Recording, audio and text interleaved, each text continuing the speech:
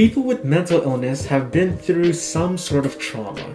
And that trauma doesn't even have to be extreme trauma like post-traumatic stress disorder, PTSD. It could be very simple trauma, like trauma from falling off a swing when you were a kid, breaking your elbow, and from then on you're cautious around the swing.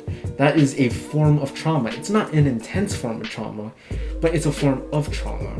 And so when it comes to people who are embracing new light being shined on their mental health problems, a lot of people are coming out with what they feel should be known about those who struggle with trauma. And I'm not just talking about PTSD. You see, when I was in group therapy yesterday, we talked about trauma and abuse and stuff like that, and it's something that I want to talk about today.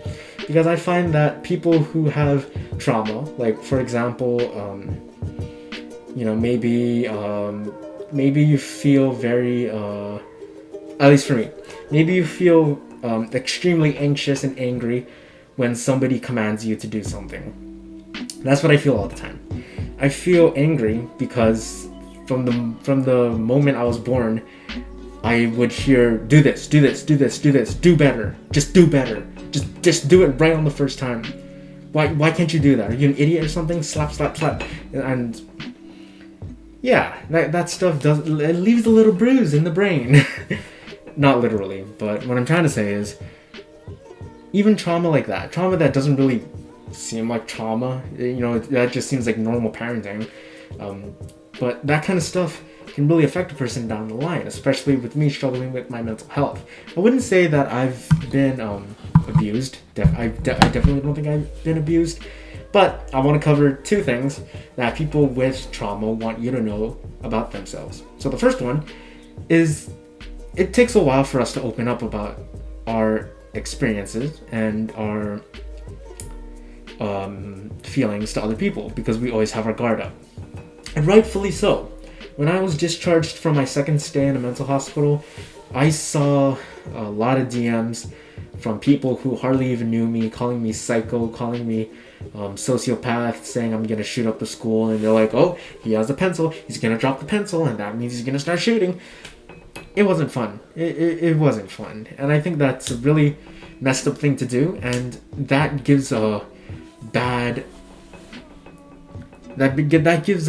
impression on opening up about your illness. Because if people start judging you like that, of course, high schoolers are going to be high schoolers. I mean, seniors in high school are barely even adults. So what seniors in high school say about me, it doesn't fucking matter. So I'm able to overcome that, but I know for a lot of people who are struggling with trauma, they're not able to. They're not able to be as open with their mental illness. I mean, obviously, I can be very open with it because you're watching this video right now on this YouTube channel where thousands of people are watching. Genuinely, I think that people have a distrust, especially when you have trauma, because it's hard for them to be able to understand what it's like to not live with that trauma. And the second one I wanted to cover is personal viewing. So what does that mean? Well, it's hard for people with trauma to accept compliments because the way they view themselves doesn't align with the way that other people view them. You see, when I was discharged from my third stay in a mental hospital, I was attending this aftercare program, ironically enough. And we talked a lot about my self-image. And my self-image is something that I've always wanted to try and contribute more to. My self-image is something that I genuinely felt that I needed to change. I had pretty bad body dysmorphia and suffered from an addiction for a while. And facing the fact that the way that other people see me, at least the people who are important to me, they see me in a completely different way. They don't see a failure. They don't see a detestable, psychotic idiot. They see somebody who's complex, who is more than just his illness. And I know I talk about my illness and experiences a lot on this channel, but I wanted to say that it's very important to separate yourself from the illness. It's the illness that tells people with trauma that these compliments aren't true because they don't align with what the person feels. And that is something that a lot of people have to come to grips with. There are different ways to target that. Exposure therapy is a good one. And understanding why you feel that way. I mean, with people who grew up with trauma, hearing compliments, it's also, I think I saw it in a video once, but it was like, oh, in one ear, out the other ear for bad attention or whatever. And it's the same thing for positive attention. In one ear, out the other.